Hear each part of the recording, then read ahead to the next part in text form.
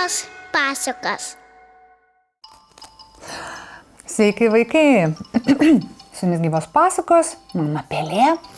Na ir šįkart pasakaitė apie lapę, strazdą ir dar vieną heroję – varną. Taigi vidury miško eglėje susikrovė strazdas savo lizdelį. Sudėjo 5 kiaušinėlius, išperėjo 5 mažus strazdžiukus. Kur buvus, kur nebuvus pasirodė lapė. Ir sako: strazdė, strazdelį, veskis kitur savo vaikelius. Kirsiu eglę. Laputė, širdelė, nekirsk, pagailėk manęs ir mano vaikelių, prašo strazdas. Mesk man vieną vaikelį, tai tada eglelės nekirsiu. Ką darys strazdas? Išmetė vieną vaikelį lapiai.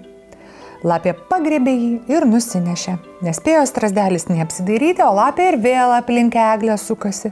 Strazdė, strazdelį, veskis kitur savo vaikelius. Eglę kirsiu. Laputė, širdelė, nekirsk, pasigailėk manęs ir mano vaikelių. Bet kur tau, argi perkalbėsi lapę? Vis varo savo. Mesk man dar vieną vaikelį, tai nekirsiu. Kur dėsis vargšas strazdas? Skaudančia širdimi išmetė lapiai kitą savo vaikelį. Rudoji jį vėl pagriebė ir nusinešė į mišką. Taip strazdas ėmė ir išmetė visus savo vaikelius. Liko tik tai vienas, 5. Užklojo savo paskutinį vaikelį sparneliu, priglaudė ir ėmė gailiai verkti.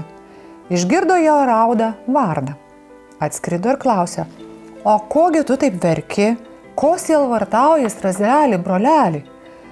Kaip aš neverksiu? Sako strazdas. Lapė baigė mano vaikelius išnešioti. O tai kam tu jai atiduodi? Klausia varna. Kur aš tau neduosiu? Ji žada eglę kirsti. O tu nebijok.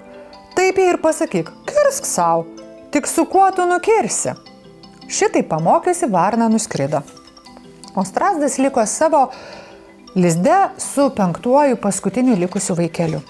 O po valandėlės lapė atbėgo ir vėl sako: strazdė, strazdelį, veskis kitur savo vaikelius, eglę kirsiu. Gerai kirsk, kad kirto strazdas, pažiūrėsi, su kuo tu ją nukirsi. Lapė šmaukšt, pliaukšt keletą kartų su uodega per medį, o medis nė krust.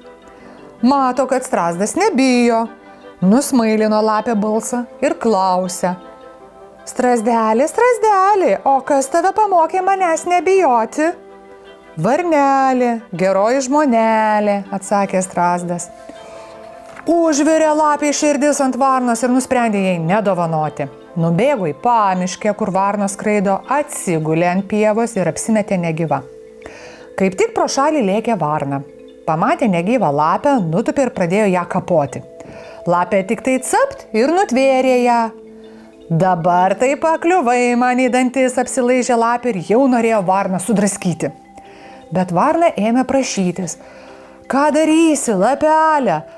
Ta daryk, tik nebausk manęs taip, kaip tavo senelis savo senelę baudė. O kaip jis ją baudė, klausė lapė.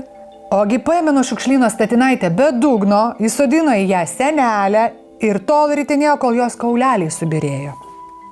Pagalvojo lapė, apsidžiaugė tai išgirdus, galvojo: va taip varną ir nubausiu.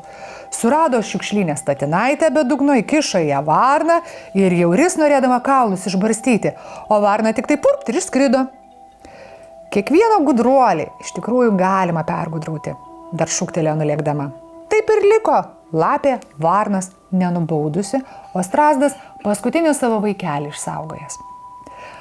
Tiek pasakų šį kartą, ačiū visiems buvusiems kartu, na ir noriu jūs pakviesti pasekti mūsų profilius Gyvos pasakos socialiniuose tinkluose ir aišku, prenumeruoti mūsų kanalą Gyvos pasakos, kad patys pirmieji gautumėte visas naujienas apie naujai išleistas pasakas. Ačiū ir iki kito karto.